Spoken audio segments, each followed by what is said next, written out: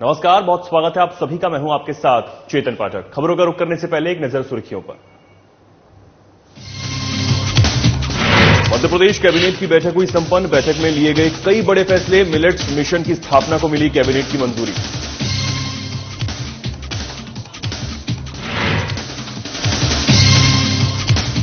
भोपाल में धूमधाम से मनाई गई महात्मा ज्योतिबा फूले की जयंती। सीएम शिवराज सिंह चौहान ने किया नमन। ज्योतिबा फूले के कार्यों को किया गया याद।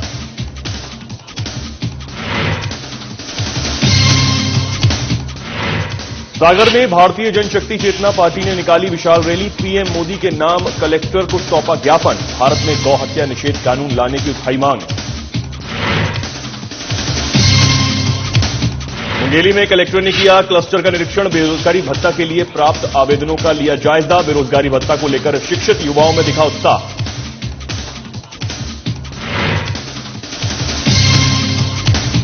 और जगदलपुर में टेलीफोनिक फ्रॉड को लेकर पुलिस की बड़ी कार्रवाई। ऑनलाइन ठगी करने वाले को किया गिरफ्तार। ऑनलाइन जॉब का झांसा देकर दिया ठगी को अंजाम।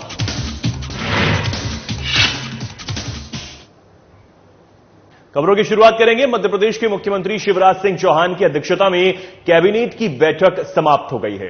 इस बैठक में कई बड़े और अहम फैसले लिए गए हैं। इस बैठक में किसानों के हित को देखते हुए गेहूं एक्सपोर्ट का मंडी शुल्क राज्य सरकार ने देने का फैसला लिया है। मध्य प्रदेश राज्य मिलेट्स मिशन की स्थापना को कैबिनेट ने मंजूरी दी है। मोटे अनाज के प्रचार प्रसार, उत्पादन और उपयोग पर जोर देने की बात कही गई है।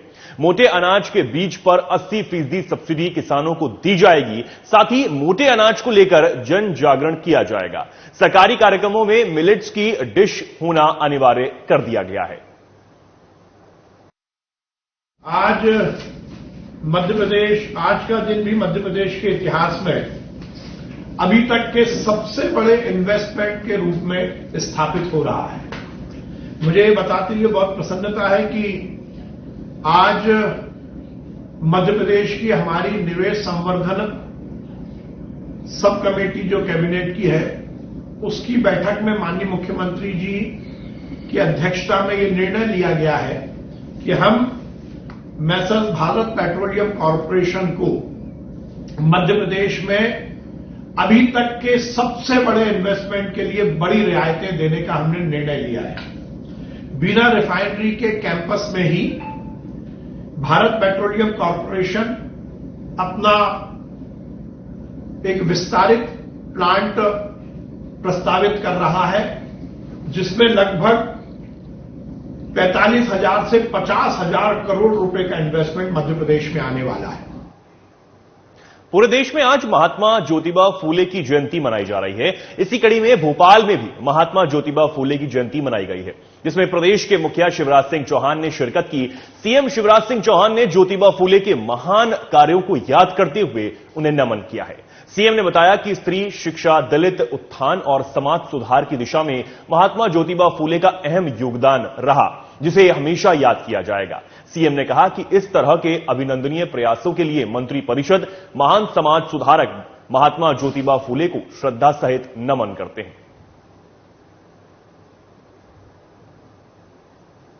श्रद्धेय ज्योतिबा फूले जी की जयंती महिला शिक्षा के लिए, दलित और पिछड़ों के कल्याण के लिए और समाज सुधार करने के लिए उन्होंने अनेकों अभिनंदनीय प्रयास किए और इन प्रयासों का उस जमाने में विरोध होता था। स्त्री शिक्षा हो, दलित उद्धार हो, उन्होंने अपनी श्रीमती जी जो बहुत बड़ी समाज सुधारक थी सावित्रीबाई फूले, उन्हीं को शिक्षिका बनाया और कहा कि आप पढ़ाओ। जगह नहीं दी तो कहीं दूसरी जगह की व्यवस्था करके भी उन्होंने स्त्री शिक्षा जारी रखी। दलितों के उस जमाने में जो परंपरा थी, छुआछूत, उसको मिटाने में और स्त्री शिक्षा के क्षेत्र में उन्होंने अद्भुत ऐतिहासिक काम किया। आज कैबिनेट की बैठक में हम उनको प्रणाम करते हैं, श्रद्धा सहित नमन करते हैं। धार जिला मुख्यालय पर कांग्रेस के पूर्व गृह मंत्री बाला बच्चन पहुंचे। आपको बता दें कि बाला बच्चन मध्य प्रदेश कांग्रेस के द्वारा चुनावी वचन पत्र की तैयारियों को लेकर यहां पहुंचे थे, जिनके लिए उनको मध्य प्रदेश के 5 जिलों का प्रभार सौंपा गया था। यहां एक ओर जिला कांग्रेस कमेटी के द्वारा वचन पत्र के लिए कार्यक्रम रखा गया था, तो वहीं दूसरी ओर सिल्वर हिल स्थित कांग्रेस कार्यालय पर पूर्व कांग्रेस अध्यक्ष बाल मुकुंद गौतम के द्वारा जीते हुए जिले के पार्षद और जिला पंचायत सदस्य का सम्मान समारोह भी था, जिसमें पहुंचकर बाला बच्चन ने पार्षद और जिला पंचायत सदस्यों को सम्मानित किया है। इस दौरान पूर्व गृह मंत्री बाला बच्चन ने पत्रकारों से बातचीत भी की है। जानकारी मिला देना चाहता हूं कि माननीय हमारे जो पीसीसी चीफ हैं, तत्कालीन मुख्यमंत्री आदरणीय कमलनाथ जी ने मध्य प्रदेश की जनता के लिए आने वाले विधानसभा के चुनाव के लिए जनता को जो वचन देना, उससे संबंधित हम एक वचन पत्र तैयार कर रहे हैं और उसके वचन पत्र कमेटी के अध्यक्ष आदरणीय राजन सिंह जी और प्रभारी मध्य प्रदेश का मैं हूं। और ये 5 जिलों में मुझे आदरणीय नाथ साहब ने बोला है, बड़वानी जिला है, धार है, झाबुआ, अलीराजपुर और रतलाम, ये 5 जिलों में जाकर भी अलग अलग जिले बांटे हम लोगों को संबंधित हमारे पदाधिकारियों को। आदरणीय नाथ साहब के निर्देश में मैं यहाँ आया हूँ, वचन पत्र तैयार हो रहा है और वचन पत्र से संबंधित हम लोग उसके सुझाव ले रहे हैं और सुझाव आ रहे हैं और उससे सुझाव आ रहे हैं। वचन पत्र हमारा जो तैयार हो रहा है, एक विधानसभा लेवल का होगा, एक जिले लेवल का होगा और एक प्रदेश स्तर का होगा। मान लो कि कोई मेडिकल कॉलेज है, एग्रीकल्चर कॉलेज है, कोऑपरेटिव बैंक है, ऐसी कोई योजना, ऐसा कोई इश्यू, ऐसा कोई बिंदु जो जिले को कवर करता हो वो जिले से संबंधित होगा और ऐसा कुछ जो है विधानसभा लेवल तक का तो वो विधानसभा का होगा। बेमेतरा जिले के ग्राम बिरनपुर में हुए एक युवक की हत्या को लेकर पूरे प्रदेश भर में जमकर बवाल मचा हुआ है। वहीं इन सबके बीच प्रदेश बीजेपी अध्यक्ष अरुण साव शुक्कुल परिवार से मिलने बिरनपुर पहुंचने वाले थे। उनके साथ प्रदेश के बड़े नेताओं के अलावा विश्व हिंदू परिषद, बजरंग दल और बीजेपी के समर्थक भी काफी तादाद में साझा पहुंचे थे। सुरक्षा के मद्देनजर पुलिस प्रशासन ने निश्चित संख्या में उन्हें बिरनपुर जाने की इजाजत दी, लेकिन बीजेपी के प्रदेश अध्यक्ष अरुण साव अपने सभी कार्यकर्ताओं के साथ ग्राम वीरपुर जाने के जिद पर अड़े रहे। पुलिस की काफी समझाइश के बाद भी वो नहीं माने। इस बीच उनके समर्थक पिपरिया चौक पर जाम कर हंगामा कर पुलिस बैरिकेड्स को तोड़ने की कोशिश करने लगे, लेकिन पुलिस की मुस्तैदी के चलते ये सफल नहीं हो पाया। सुरक्षा के लिहाज से प्रदेश बीजेपी अध्यक्ष को पुलिस ने उनके समर्थकों के साथ गिरफ्तार कर साजा भेज दिया, जहां से उन्हें रिहा कर दिया गया। प्रशासन ने जाने से हमको रोका, प्रशासन हमें पीड़ित परिवार से नहीं मिला पाई। एक दर्दनाक घटना, एक हृदय विदारक घटना, जिसमें एक 22 वर्षीय युवक की निर्ममता पूर्वक सामूहिक नरसंहार करके हत्या की गई और माता पिता ने अपने नौजवान पुत्र को खोया। ऐसे माता पिता से मिलकर उनसे संवेदना व्यक्त करना चाहते थे, लेकिन प्रशासन मिला ही नहीं। छत्तीसगढ़ को तालिबान बनाने की कोशिश भूपेश बघेल की सरकार कर रही है। छत्तीसगढ़ मातारी के एक एक बेटा बेटी पूरी ताकत से लड़ेंगे और छत्तीसगढ़ को तालिबान नहीं बनने देंगे। प्रशासन ने रोका, पुलिस प्रशासन ने रोका, बार बार रोका, कहाँ ले जाएंगे, हमने घंटों इंतजार किया, फिर भी आखिरी में नहीं ले गए। उन्होंने कहा कि हम अभी आपको नहीं ले जा सकते विभिन्न कारणों से। तो इस कागज की आप पूरे कार्यकर्ताओं के साथ जाने के लिए जिद पे अड़े थे। हमारा पुलिस के सामने बाइक है, हमने कहा कि भैया हमारी अगर टीम जा सके तो आप हमको हमारी टीम ले जाओ, लेकिन उसको भी पुलिस ले जाना नहीं चाहती। मैं आपको बताऊं मसला क्या है। मसला ये है कि हमने एसपी साहब से पूछा कि साहब आपने परिजनों से, उनके परिवार के माता पिता से बाइट लिया क्या और उनका बयान लिया क्या और उस बयान पर कार्रवाई की क्या। तो एसपी साहब का कहना था कि हमने नहीं किया। ये सारे लोगों के बीच की बात है भाई, कोई मैं अकेले में बात नहीं किया एसपी साहब से। तो मैं ये कहना चाहता हूं कि 11-15 ये संख्या एसपी साहब को कहां से मिल गया, गांव वाले क्या कह रहे हैं, माता पिता उनके क्या कह रहे हैं, उस आधार पर पुलिस को कार्रवाई और उस आधार पर पुलिस को जांच करना चाहिए। अब खबर मुंगेली से है, जहां कलेक्टर राहुल ने डोंगरिया क्लस्टर का निरीक्षण किया। इस दौरान कलेक्टर ने शासकीय उच्चतर माध्यमिक विद्यालय में बेरोजगारी भत्ता के लिए प्राप्त ऑनलाइन आवेदन के सत्यापन के लिए बनाए गए क्लस्टर का जायजा लिया है। इस दौरान उन्होंने प्राप्त कुल आवेदन और सत्यापन के संबंध में भी जानकारी ली और अधिकारियों से आवश्यक निर्देश दिए हैं। कलेक्टर ने संबंधित अधिकारियों को बेरोजगारी भत्ता के लिए प्राप्त आवेदनों का गंभीरतापूर्वक सत्यापन करने के निर्देश दिए।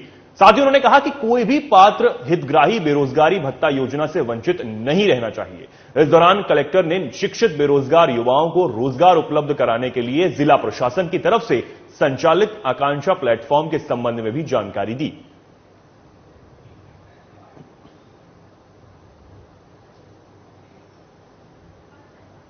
सारगढ़ में मुखबिरों की सूचना पर पुलिस ने कार्रवाई करते हुए भुक्ता उड़ीसा से भारी मात्रा में गांजा परिवहन करने वाले आरोपी को गिरफ्तार किया। आरोपी के कब्जे से 63 लाख का गांजा जब्त किया गया है। फिलहाल आरोपी को गिरफ्तार कर न्यायिक रिमांड पर जेल भेज दिया गया है और पुलिस आगे की कार्रवाई में जुटी हुई है। पुलिस अधीक्षक महोदय सारंगढ़ के द्वारा दिशा निर्देश प्राप्त हुआ था कि क्षेत्र में जो अवैध कार्य कर रहे हैं उनके विरुद्ध कार्रवाई करना है। उसी के परिपालन में मुखबिर लगाया गया था। मुखबिर द्वारा सूचना मिला कि भुक्ता उड़ीसा की तरफ से छोटा हाथी में भारी मात्रा में गांजा परिवहन किया जा रहा है, जिसकी सूचना वरिष्ठ अधिकारी को दी गई और गवाह और हमरा स्टाफ के नावापाली झनकपुर की तरफ रवाना हुआ था, जो झनकपुर स्कूल चौक के पास उड़ीसा तरफ से एक नीले रंग की छोटा हाथी आता हुआ दिखाई दिया, जिसको रोककर चेक किए तो ऊपर में तरबूज भरा हुआ था और तरबूज को हटाकर देखे तो नीचे प्लास्टिक बोरी में गांजा भरा था। कितनी गांजा थे? उसमें 315 पैकेट था, कुल 315 किलो और कीमती 63 लाख रुपया लगा। बस्तर जिले में टेलीफोनिक फ्रॉड के बढ़ते मामलों को देखते हुए वरिष्ठ पुलिस अधीक्षक जितेंद्र सिंह मीना और साइबर सेल के निर्देशन में बड़ी कार्रवाई की गई है। उप पुलिस अधीक्षक गीतिका साहू के पर्यवेक्षण में टीम गठित कर आपराधिक प्रकरणों का अनुसंधान किया जा रहा है। इसी कड़ी में जगदलपुर के थाना बोधघाट को लगभग 2.5 लाख रुपए की ठगी करने वाले 2 आरोपियों पर कार्रवाई करने में सफलता हासिल हुई। मिली जानकारी के मुताबिक आरोपियों ने अलग अलग मोबाइल नंबरों से घर बैठे पार्ट टाइम जॉब के नाम से झांसा देकर किश्तों में लगभग 2.5 लाख रुपए की ठगी को अंजाम दिया। बोधघाट पुलिस और साइबर सेल के संयुक्त अनुसंधान के दौरान आरोपियों के मोबाइल नंबरों के लोकेशन और सीडीआर तकनीकी साक्ष्यों के आधार पर आरोपियों को गुजरात के सूरत से गिरफ्तार कर ट्रांजिट रिमांड पर जगदलपुर लाया गया है। पूछताछ के दौरान आरोपियों ने घटना को अंजाम देना स्वीकार किया है।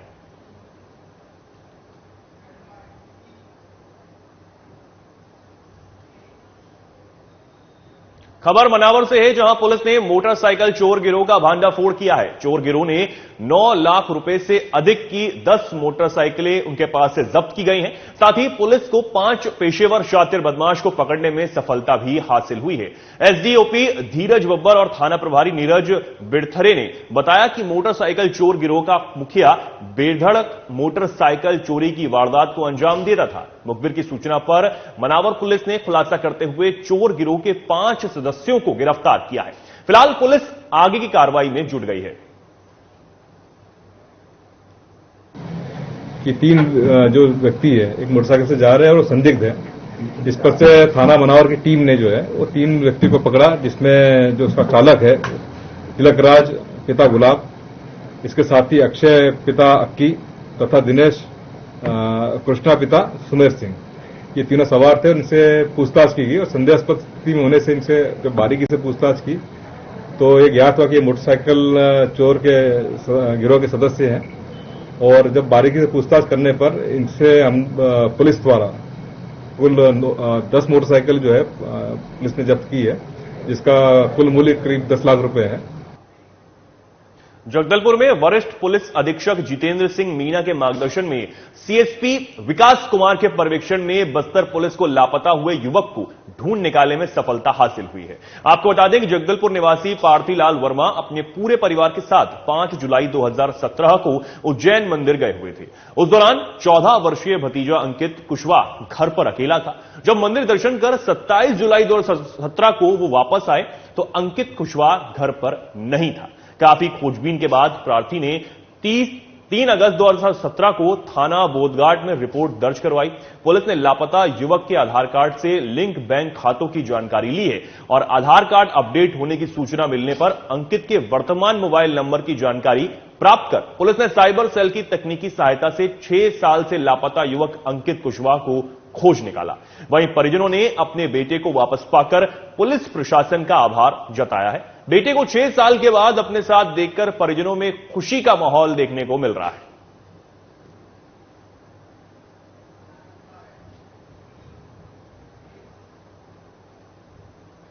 कबीरधाम जिले में अपनी कला का हुनर दिखाने करवरदा शहर में एक सरकार जादूगर एक बार फिर जादुई समा बांधने के लिए तैयार है, जिसे लेकर वीर सावरकर भवन में कार्यक्रम का आयोजन किया गया है।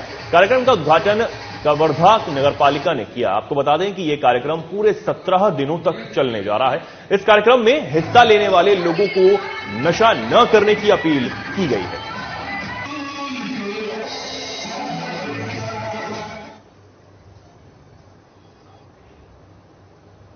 बस्तर जिले के ग्राम कोलंगे नाला क्षेत्र में कमांडेंट जितेंद्र कुमार के मार्गदर्शन में सिविक एक्शन कार्यक्रम का आयोजन किया गया, जिसके तहत आसपास के गरीब आम ग्रामीणों को दैनिक उपयोग की सामग्रियों का वितरण किया गया है। इस अवसर पर कमांडेंट जितेंद्र कुमार ने ग्राम कोलेंग नाला सहित आसपास के ग्रामीणों को संबोधित करते हुए कहा कि माओवादी अपने फायदे के लिए गरीब जनता और उनके बच्चों को गुमराह कर अपने खोखले नक्सल विचारधारा में शामिल करने के लिए भ्रमित करते हैं और सरकार के विरुद्ध काम करने के लिए उकसाते हैं। आप सभी लोग नक्सलियों के बहकावे में न आएं और देश के अग्रणी विकास में भागीदारी बने।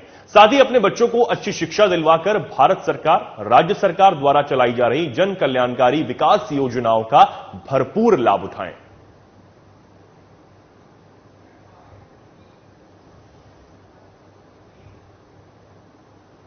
सागर में भारतीय जनशक्ति चेतना पार्टी ने प्रदेश भर में एक साथ ज्ञापन कार्यक्रम रखा, जिसमें गौ संरक्षण के उद्देश्य को लेकर भारत में गौ हत्या निषेध कानून और गौ अभयारण्य बनाए जाने की मांग की गई। जिला प्रशासन के माध्यम से प्रधानमंत्री के नाम एक मांग पत्र सौंपा गया। इस अवसर पर संगठन के कार्यकर्ता ने एक विशाल रैली निकालकर कलेक्ट्रेट पहुंचकर और पीएम मोदी के नाम ज्ञापन सौंपकर सरकार से जल्दी उनकी मांग पूरी करने की बात रखी है।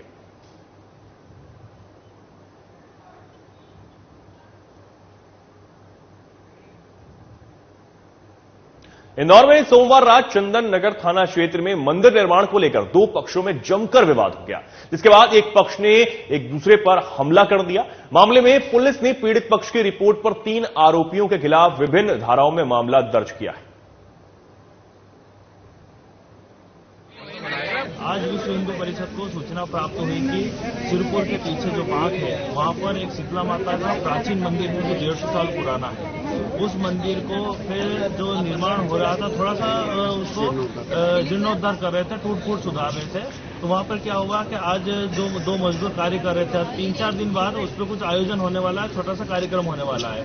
तो कुछ मुस्लिम समुदाय के युवाओं ने आकर उस लोगों को मारा और वहां के पिल्लर गिराए और पिल्लर गिरा के और जो मजदूर काम कर रहे थे वो दूसरे वो कौन से वर्ग थे, आदिवासी समाज के थे, वो आदिवासी समाज के थे और उनके साथ मारपीट की और पूरे हिंदू समाज की भावनाओं को आहत किया गया। थाना चंदननगर क्षेत्र में ग्राम बांक में एक शीतला माता मंदिर का निर्माण के दौरान में एक विवाद की स्थिति बनी है, जिसमें जो फरियादी हैं उनकी तरफ से एक मारपीट का और धार्मिक भावनाओं को आहत करने का मुकदमा बनाया जा रहा है। सर क्या कारण था जो ये मंदिर के मंदिर का निर्माण रोक रहे हैं या जी, वहां पर कुछ कॉलम और पिलर डाले जा रहे थे, जिसके विरोध में वहां के स्थानीय लोगों के द्वारा विरोध जताया गया। जो कुछ विवाद की स्थिति उत्पन्न होने के कारण में वहां पर इस प्रकार से झड़प हुई, जिसके बाद ये लोग थाने पर रिपोर्ट करने के लिए आए थे और उसमें मामला पंजीबद्ध किया जा रहा है। जी, थोड़ी बहुत मारपीट हुई है, उसी का मामला पंजीबद्ध किया जा रहा है। धार जिले में कई स्थानों पर अधिक बारिश होने से कृषि उपज मंडी में अफरा तफरी का माहौल बन गया। यहां पर किसान और व्यापारी दोनों ही अपने अनाजों को बचाने में लगे। तेज बारिश से जहां एक ओर किसान की खेत में पड़ी फसलें भीगी हैं, वहीं दूसरी ओर जिला मुख्यालय की कृषि उपज मंडी में किसानों ने अपने अनाज को ढक लिया था, किंतु व्यापारियों का खुले मैदान में पड़ा अनाज भीग गया है। वहीं कृषि उपज मंडी के सचिव ने इस बारे में बताया है कि अचानक तेज बारिश से व्यापारियों के अनाज को नुकसान पहुंचा है। अचानक बारिश की वजह से कुछ व्यापारियों को जो ढेर नीचे ये किया गया था, तो उसका 1-8% नुकसान कह सकते हैं। अच्छा जी, बाकी के तो सभी ऊपर से तो व्यापारी और किसान ने सभी अपने अपने अनाज का त्रिपाल ढक के सुरक्षित कर दिया। ढेरी से नीलाम नहीं होता, वाहन से होता, सिर्फ व्यापारी का ही मतलब जो ढेर ओपन है बस उसी में 1-8% हुआ। अब खबर माकड़ी से है, जहां जनपद पंचायत में छत्तीसगढ़ शासन की महत्वपूर्ण योजना बेरोजगार भत्ता स्वीकृति आदेश प्रदान किया गया। बेरोजगारी भत्ते की पात्रता रखने वाले हितग्राहियों ने छत्तीसगढ़ शासन को धन्यवाद दिया है। हितग्राहियों ने बताया कि ऑनलाइन आवेदन के बाद सत्यापन के लिए उन्हें बुलाया गया और आज स्वीकृति आदेश प्राप्त हुआ है। साथ ही उन्होंने बताया कि 1 हफ्ते से भी कम समय में उन्हें भत्ता स्वीकृत हुआ है, जिसके लिए हितग्राहियों ने शासन को धन्यवाद दिया। बेरोजगारी भत्ता का 1 अप्रैल को ऑनलाइन करवाई थी, फिर मेरे को 7 अप्रैल को हाई स्कूल माकड़ी में बुलाया गया सत्यापन के लिए। फिर आज 10 तारीख बेरोजगारी भत्ता का प्रमाण पत्र मिल चुका है, फिर मेरा अब हो जाएगा। मैं 1 तारीख को बेरोजगारी भत्ता का ऑनलाइन करवाया था और 7 तारीख को सत्यापन के लिए हाई स्कूल में बुलाया गया और मेरे को अच्छा लग रहा है कि मेरे को बेरोजगारी भत्ता के पात्र समझे छत्तीसगढ़ सरकार को मैं धन्यवाद देना चाहता हूं। और आज 10 तारीख को यहाँ पे स्वीकृति दिया गया और प्रमाण पत्र भी दिया गया। बेरोजगारी भत्ता योजना 1 अप्रैल से चालू हुआ है। आज दिनांक तक 79 आवेदन हमको प्राप्त हुए हैं, जिनका क्लस्टर लेवल पर पहले सत्यापन किया गया। सत्यापन होने पर जो पात्र पाए गए उनको ब्लॉक आरडी में भेजा गया है। आज जो हितग्राही पात्र हुए थे उनको स्वीकृति प्रमाण पत्र दिया गया है। बेमेतरा जिले में बीते दिनों हुए सामुदायिक विवाद के बाद एक युवक की हुई मौत के बाद क्षेत्र भर में आक्रोश देखने को मिल रहा है। इसी को लेकर कल छत्तीसगढ़ में विश्व हिंदू परिषद के आह्वान पर बंद का ऐलान किया गया था, जिसका असर छत्तीसगढ़ के कई जिलों में देखने को भी मिला। इसी कड़ी में कल बिलासपुर में भी बाजारों और सभी प्रतिष्ठान बंद दिखे। बंद को लेकर व्यापारी संगठनों ने भी अपनी सहभागिता दिखाई और सुबह से ही अपने संस्थानों को बंद कर समर्थन दिया है। वहीं पूरे शहर में पुलिस व्यवस्था बेहतर रूप में नजर आ रही थी। बड़ी संख्या में पुलिस बल चौक चौराहों गली मोहल्लों में लगा हुआ था। बेमेतरा में हुए हिंसक झड़प के बाद विश्व हिंदू परिषद के कार्यकर्ताओं ने आज पूरे प्रदेश, पूरे छत्तीसगढ़ को बंद करने का आह्वान किया था, जिसका असर आज बिलासपुर में भी देखने को मिला। जैसे कि आप देख सकते हैं कि समस्त दुकानें आज बंद है और व्यापारियों का भी पूर्ण सहयोग मिला। बीच बीच में कुछ दुकानें खुली थी, जिसका विश्व हिंदू परिषद के कार्यकर्ताओं ने रोड पे उतरकर दुकान बंद करने का अपील भी किया और समस्त व्यापारियों से गुजारिश की कि एक दिन कम से कम बिलासपुर को बंद किया जाए। साधना प्लस के लिए शेष कुमार यादव। इंदौर के राजेंद्र नगर थाना क्षेत्र में पिछले कुछ दिनों से लगातार मोबाइल लूट की वारदातें सामने आ रही हैं। इस कड़ी में इंदौर की राजेंद्र नगर पुलिस ने कुछ आरोपियों को गिरफ्तार किया है और जब उनसे सख्ती से पूछताछ की गई तो उन्होंने पूरे मामले में कई तरह की जानकारियां दी और पकड़े गए आरोपियों से पुलिस ने 32 मोबाइल फोन भी जब्त किए हैं। कैसे ये अपराध करते थे? काफी समय से सभी इंदौर के थाना क्षेत्रों में ये शिकायतें आ रही थी और सूचनाएं भी मिल रही थी कि लूट करने की जो वारदातें बढ़ती जा रही थी, राहगीरों से मोबाइल को लूट करना या कोई चलते हुए जा रहा है किसी भी सार्वजनिक स्थान पे बैठे हैं और पीछे से आना और धीरे से आप पे दबाव डाल के लूट कर मोबाइल ले जाना। इसमें फिर हमें मुखबिर के द्वारा सूचना मिली थी कि इन लोगों के द्वारा जो मोबाइल्स लूटे गए हैं उसको ये लोग आदान प्रदान करने वाले हैं। तब हमने, जब ये बीच में ट्रांजैक्शन हो रहा था, तब हमने इनको पकड़ा है। इसमें कुल 4 लोग गिरफ्तार हुए हैं। हमने इनसे पूछताछ की तो इनके पास से ही कुछ लूटे हुए मोबाइल्स मिले, करीबन 8 से 10 मोबाइल्स है जो इनके पास से मिले हैं और बाकी मोबाइल्स फिर इन्होंने जहां इन्होंने अपनी दुकान में छुपा के रखे थे या जहां पर इसको डंप करके रखते थे इनके घरों से, वहां से हमने बरामद किए हैं। तो कुल मिला के आई थिंक 32 मोबाइल्स हैं जो अभी हम ट्रैक कर पाए हैं। इन 32 मोबाइल्स में जब हमने इनसे पूछताछ की थी तो इन्होंने अपने मेमोरेंडम में ये बताया कि इनके द्वारा ये जो 32 मोबाइल हैं अमूमन मोस्टली ये लूट के ही हैं, क्योंकि किसी के पास इनका प्रूफ नहीं है कि ये कहां से इनके पास मोबाइल्स आए हैं। सागर में प्रशासन और मंडी प्रशासन के खिलाफ किसानों का आक्रोश देखने को मिल रहा है। मिली जानकारी के मुताबिक आपको बता दें कि किसान अपनी उपज लेकर मंडी पहुंचे तो वहां उनकी उपज को व्यापारियों द्वारा तय मूल्य से भी कम में खरीदा जा रहा था, जिसे लेकर किसानों ने अपना विरोध दर्ज कराया। वहीं व्यापारी उनकी उपज में कोई ना कोई खामी निकालकर अपनी गलती से मुंह मोड़ रहे हैं, जिसे लेकर किसानों ने पहले मंडी गेट पर चक्का जाम लगाकर प्रदर्शन किया। वहीं जब उसके बाद भी उनकी सुनवाई नहीं की गई तो मुख्य मार्ग पर चक्का जाम कर जमकर प्रदर्शन किया गया और प्रशासन के खिलाफ नारेबाजी भी की गई।